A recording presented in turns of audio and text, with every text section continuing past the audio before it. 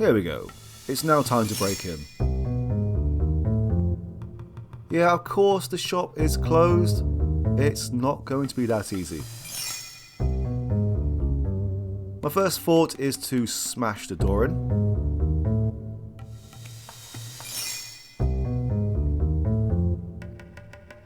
So how exactly does a professional break into a barber shop?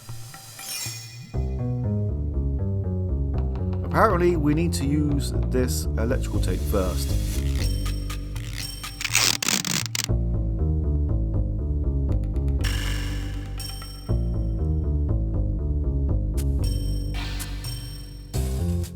And now that it is taped up, we can use this Firex. There we go.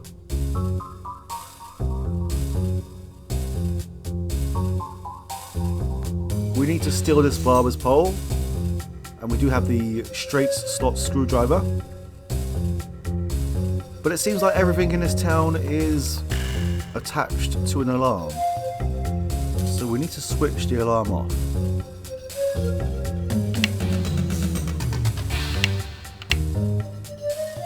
Why are there two switches for the same purpose? Well, there's no power going to it, so we should be able to remove it from the wall. Yeah.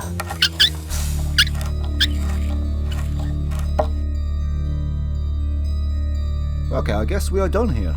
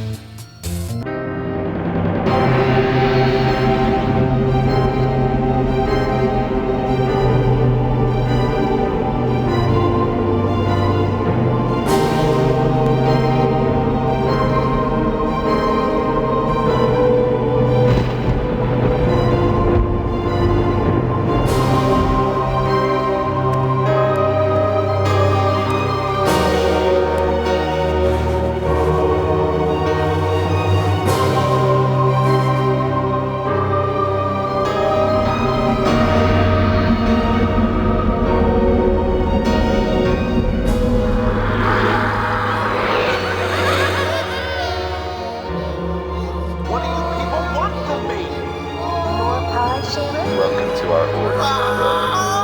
The hand that grips my step.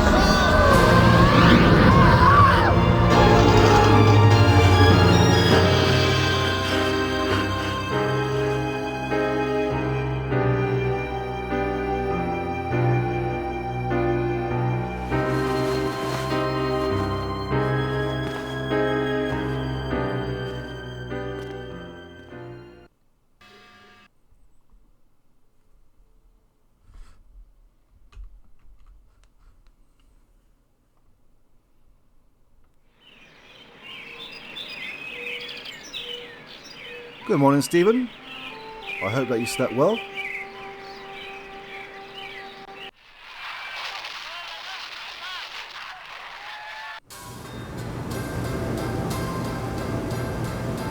Hello, dear. How are you today? Did you hear what happened at the barber shop? Someone broke into Pastorelli's salon and took his antique barber's pole. The next morning, Pastorelli touched some live wires that the thief left lying around and was electrocuted. Well, that darn foreigner got what he deserved, if you ask me, coming into a nice little town like Harvest and stealing business. Heavens, if a bowl and scissors were good enough for your father, I don't see why decent working folk need a fancy wop styling their hair. That's how it goes. First you get a sissy trim, then bang, you're a communist. Isn't it exciting, Stevie? 5 days and 1,200 cookies later, the bake sale is already here. Where does the time fly? Those 1,200 cookies. How many are you taking to the sale? Oh, about 20. The rest were stale. But the effort wasn't wasted. It's for a good cause. Will you be at the school tonight? Pastorelli has been killed. And right now we're more concerned with the cookies. That's nice, dear. It's good to be open to new experiences. Don't forget to put the papers out for Jimmy. You know how he gets.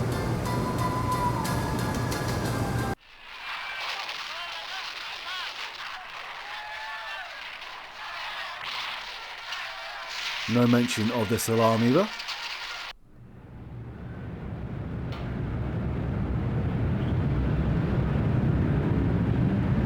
There now, see how easy it is? Things are so much better between us when you remember the paper in the morning. And let's keep them that way. Yes, sir. Let's see what the lodge wants from us now. And here it is, the object Dodd, imported Venetian glass and Italian dreams. You have done well. An unfortunate side effect that Pastorelli was electrocuted because you left live wires in a puddle on the floor. But as those with affectations of worldliness say, c'est la vie.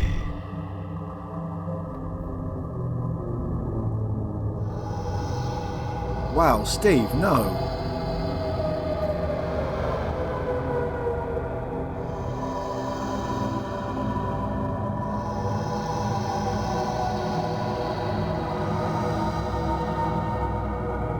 Pastorelli's own incompetence caused his unfortunate accident.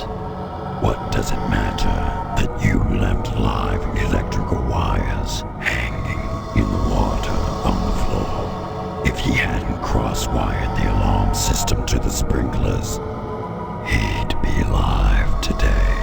Of course, you only wanted the bowl, but that hardly matters now. Your final assignment is to set a fire in DNA's diner and let the French fry where they may. Oh, things are getting a bit extreme now.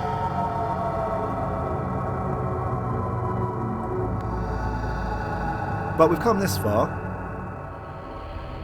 I don't feel entirely comfortable with this. Yes, I suggest you succeed. Beyond that, you must find your own answers. Members of the Order must be resourceful and cunning. So must you be to become one with them. Tonight, the bake sale commences. Soon, the annual harvest blood drive will be at hand. When sacrifice will be the order of the day, your time in harvest grows short.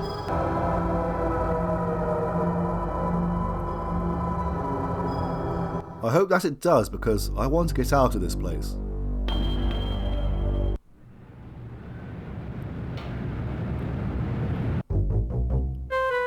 Oh wow.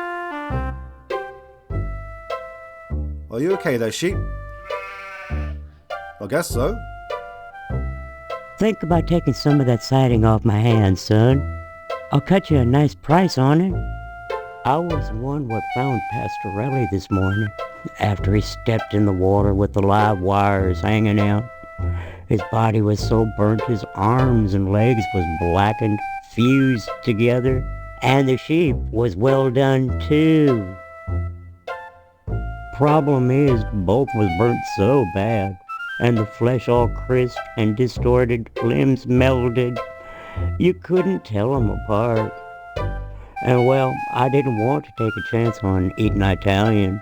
No, sir, I didn't. Nice to see you again, Steve. I can't talk now, son. I'm busy with this game. I guess you heard that dang idiot Pastorelli went out and got himself electrocuted. Somebody stole a barber's pole. The alarm system triggered the sprinkler. There was water on the floor this morning, and the darn crook left exposed wires out. The Pastorelli came in, flipped the switch, and then zap! Yeah, maybe them aliens is hot for colored glass after all.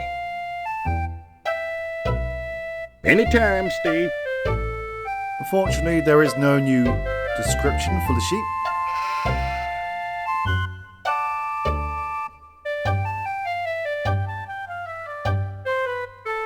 It's still barring, so I'm guessing that it's alive.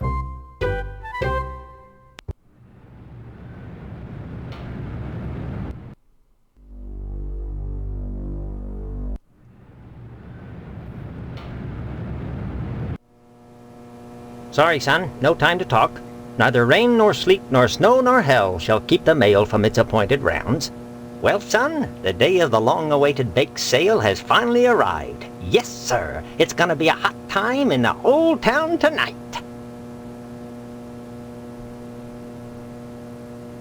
Next time you post, don't forget the zip code.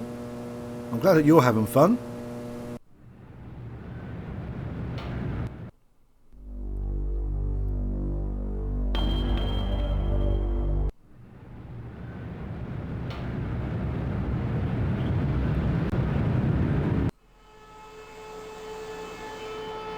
Can't talk now, Steve. I've got to hose out some entrails. Breaks my heart to see everyone getting so excited over a bake sale. What a terrible waste. There's only one thing people need to be eating, and that's red meat and plenty of it. There's nothing healthier.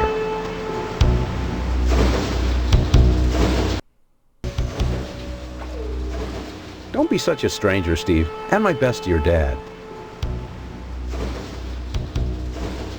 Thanks. I probably should try getting some more meat so we can give it to Mr. Potsdam. But I don't feel like being nice to Mr. Potsdam after what happened with Karen. Seeing you here again, one would think you'd never graduated. Nostalgia is a waste of time, big guy.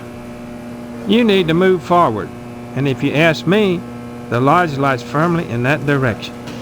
My breast just swells with pride whenever I think about the PTA's valuable service in this community. Hope to see you at the bake sale tonight. When I went to get my hair trimmed this morning, imagine my surprise when I learned that the barber shop had been burglarized. And worse, that Mr. Pastorelli had been electrocuted. Harvest mourns the loss of an irreplaceable citizen. All of us will feel the loss only with the passage of time. Drop in again soon. Adult education is a wonderful thing, as is adult quality time.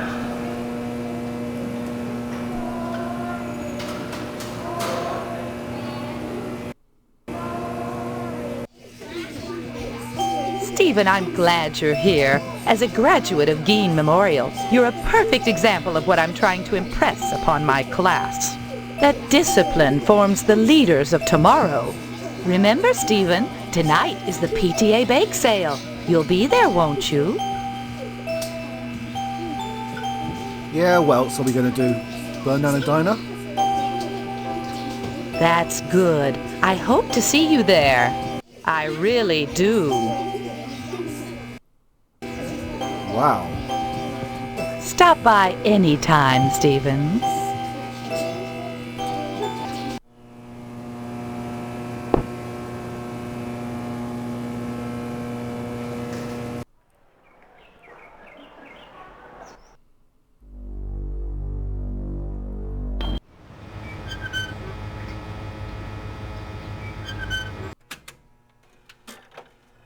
I can't talk now. The dishes are stacked up and back, and I better take advantage of the lull. I've whipped up a huge batch of brownies for the PTA bake sale tonight. I just wish I could do more to help out those poor bums. Poor bums?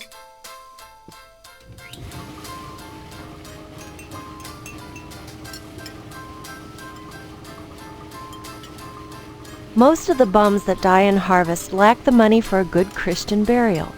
The proceeds from this sale will help Mr. Moynihan provide them with proper burial services.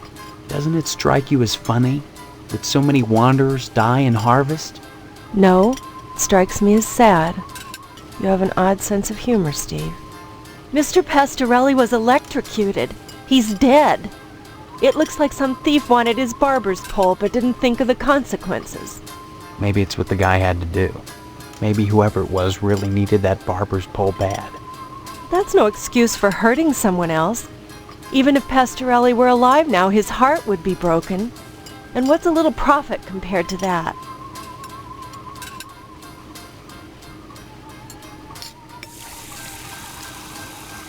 Do we really have to burn this place down?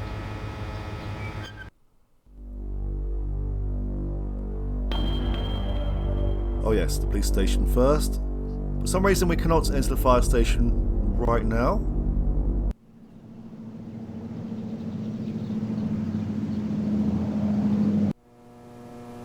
Boy, the way you keep pestering me, you'd think you were feeling guilty about something. Are you? Looks like we've got us a mini crime wave on our hands. Just got a report about another act of vandalism. Maybe related to the Tucker incident and the fire station robbery. Someone broke into Pastorelli's barbershop and took his pole. Next morning, Pastorelli touched some live electrical wires that were left dangling, and zap, no more barber. What was just an act of vandalism has just become a case of manslaughter. I don't like it. Harvest used to be such a nice little town. Stop on by any time, Steve. Sorry, I don't feel up right now. To talking, that is. Everybody's so darn happy about that darn bake sale. Mrs. Loomis will be there, but the sheriff always says I'm half-baked, so I reckon I got no business going. Anytime, kiddo. I'd like to meet Mrs. Loomis.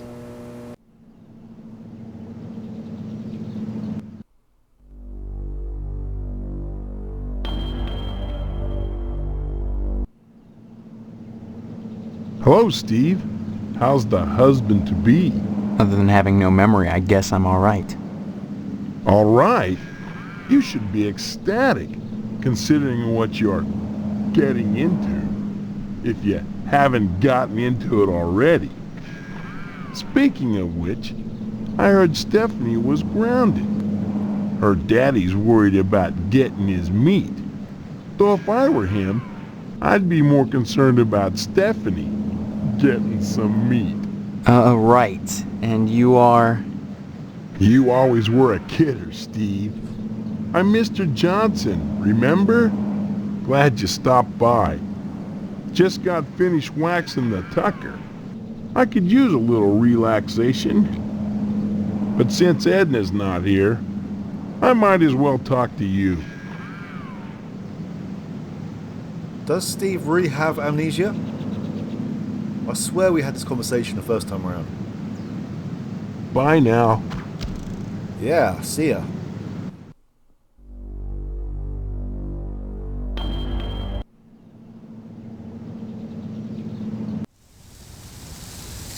Did you say hello to your father for me? Yeah, why not? Thank God for that, at least. You know, with a slaughterhouse full of meat in town, what kind of nutcase would steal a barber's pole? Oh well, Pastorelli won't need it where he is. God rest his soul. Those silly willies down at the fire station are just incensed about losing some decorating stuff. Some people. Yeah. Maybe they should be more concerned with fire and less with flame.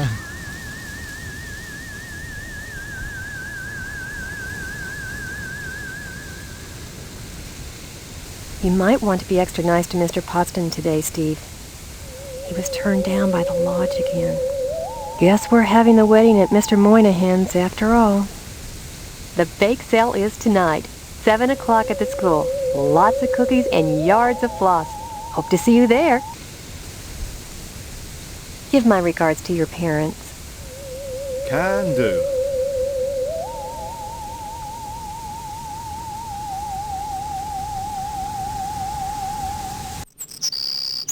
I'm glad to see you. I feel so alone, cooped up in here. I understand that bake sale is today.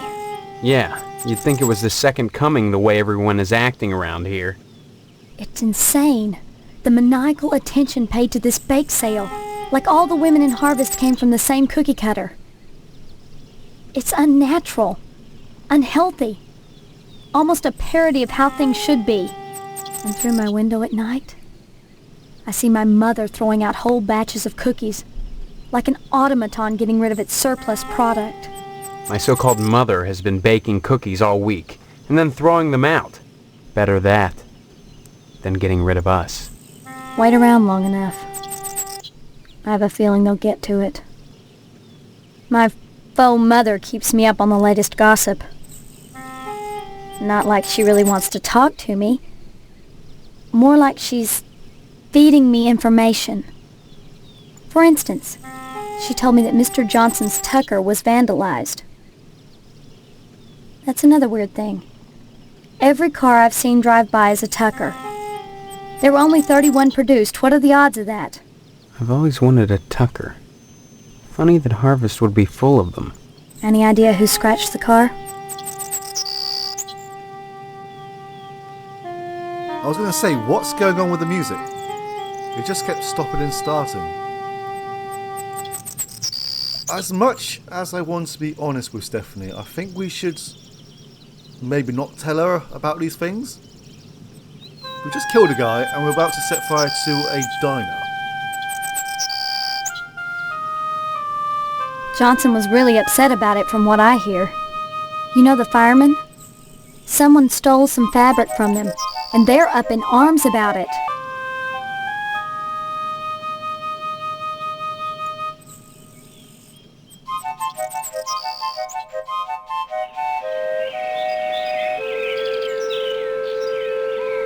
Why would firemen spend their time decorating? Only in Harvest. I don't know if you heard or not, but Mr. Pastorelli, the barber, he's dead. Looks like somebody stole a barber's pole from him, then left the exposed electrical wires and some water on the floor. Pastorelli walked in, flipped on the lights, and...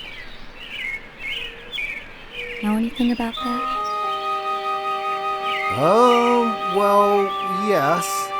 Kinda.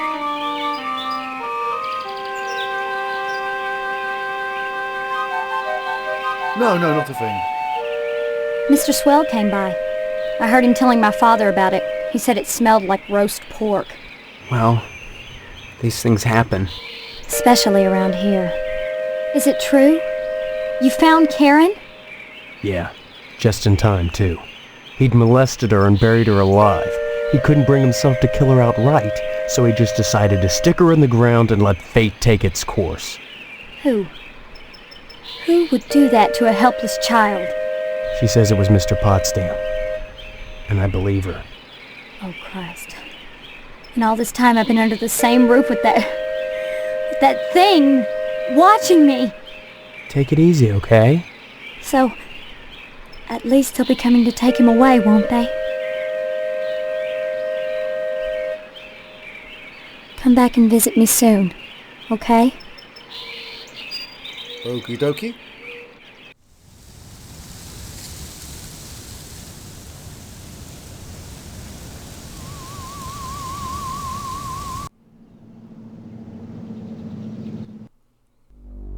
We need to visit the mortuary now.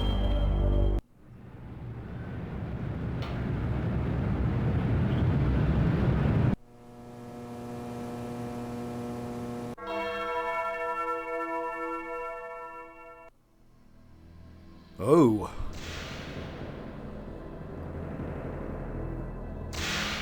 A young man.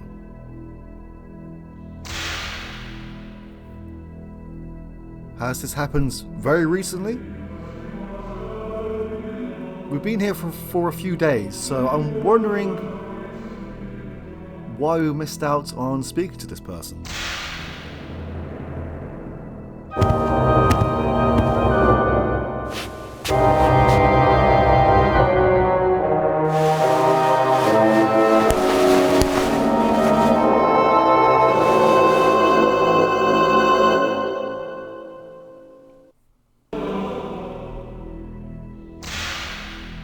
Did someone or something scratch him up and then try to stitch him back together again? or was he operated on? Either way, we should try to find some answers. But we are not going to leave here without a photograph.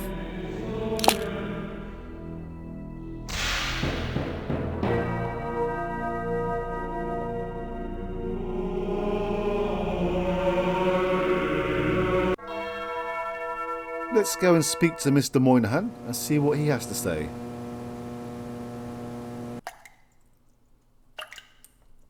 Young man, we really have nothing to say to each other. I have the feeling your innards shall soon adorn my slab, and I'd rather not know the face of the meat I'm slicing. It seems that, like some elephant's graveyard, people of low station come to harvest to die. They simply drop dead, penniless, and they all need burials. Like that corpse in the chapel, all dressed up and nowhere to go. No mourners, no point. But I still must provide them with prompt burials by town charter, and absorb the losses myself. God knows, by putting these people up at the Wayward Hotel, I do more than my fair share. So why must I pay for the coffins and burial materials as well? My losses to the dead are substantial. Hopefully the bake sale will offset some of them. I do hope you'll attend the bake sale and spend heavily. It's for the needy, you know. Sure. And all they have to do to benefit is die. A ditch makes a poor resting place. You'll need to learn that, if you ever want to leave Harvest. You make it sound like I have a choice. A choice that is rapidly vanishing. Join the lodge, Stephen, while you may. Or what? The corpse reclining in the chapel right now is a prime example of the difficulties I face. For unfathomable reasons, this bum decided to wander into Harvest and summarily dropped dead. Just like that. Indeed. He died of purely natural causes. Of that I have no doubt. But why come to Harvest to die? You say this happens often. Isn't that a little too much of a coincidence? I've often puzzled over the situation myself, though I can assure you, young man, that nothing untoward is happening in Harvest. On the contrary, it's an indication of our compassion that I put up hobos in the Wayward Hotel, and the Order of the Harvest Moon mandates their prompt burial, even when they are without family or means, and when it entails losses on my part. I'd say it's been a pleasure, but I find the company of the living so wearisome. Maybe we should talk to him about this photograph. The one with the very strange stitching.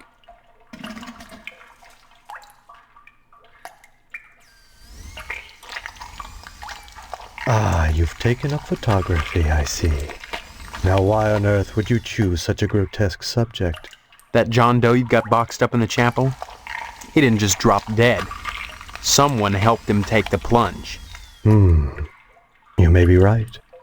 I'm a mortician, not a medical examiner. You don't have to be to know that being ripped to shreds can be detrimental to your health. This is not something you want to be looking into, young man.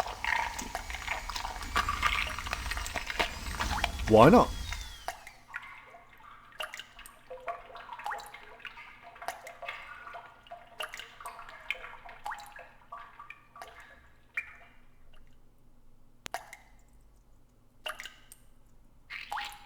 Got the goods, have you? You're in Harvest, my young friend. Have you tried the road out of town yet? Do so, and you may question exactly who has who. Look, are you going to tell me what I want to know, or do I go to the sheriff with these pictures? That would be a grave mistake, I assure you. I've told you all I can. My losses have been substantial of late, so I can't offer you money. The only thing I can give you in exchange for the photographs is my tube of astro glue. I do suggest you take it, for it's all you'll get from me. Yeah, okay. I have a feeling that we are going to need it.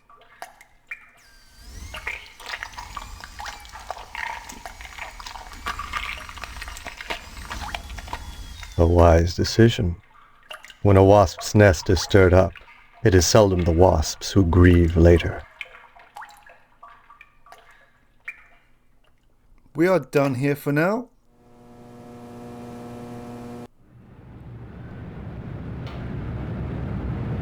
Oh, lovely.